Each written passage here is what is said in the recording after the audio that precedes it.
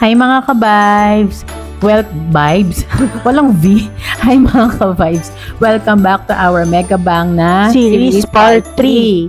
And dito sa mall na to makikita natin yung iba't ibang mga brands katulad ng yung IKEA kanina nahapyawan natin yung IKEA. Oo, yun yung pinaka-first sa Thailand. Oo, tapos ngayon meron tayong mga makikitang itis. Ayan. Long John Silver's. Oo, American seafood, ano yan, fast food chain. And yung first time ko yan nakita nung nasa Singapore Singapore. tayo. Yes. And of course, siyempre, hindi mawawala yung McDonald's kanina na hapyawan din natin. Oh, nagkalat yung McDo dito sa Thailand eh. Yan. And after namin sa UAE, nakatikim ulit ako ng McDonald's dito naman sa Thailand. First time, kasi hindi ako mahilig masyadong kumain ng mga red meat eh. Oh, pero dito meron pineapple, ano. Oo, may pineapple. Oo, iba yung iba-ibang mga trip nila. And then, Swensens. Ano pa ba? Ay, ito, Swensens. Ito Yan. yung sikat dito na, dessert na, chain na yun. Ice cream chain, mga ganyan. So, meron silang giant sundaes. May mga waffle bowls sila.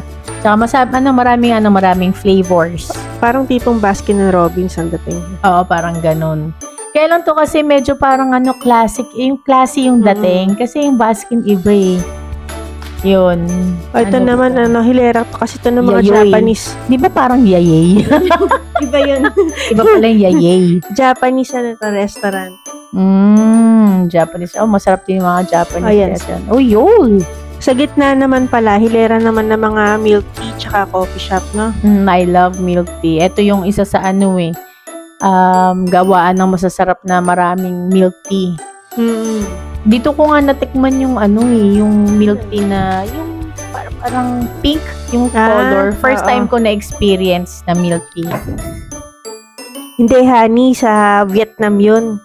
Hindi, meron nun sa Bangkapi yung color pink. Oo nga pala, may kasamang collagen. O, ito another, na naman, milk tea. Ayan, Sanchen. Wow. Hindi ko to natikman. Oo, bago lang yan eh. Bago lang. Taiwan siya.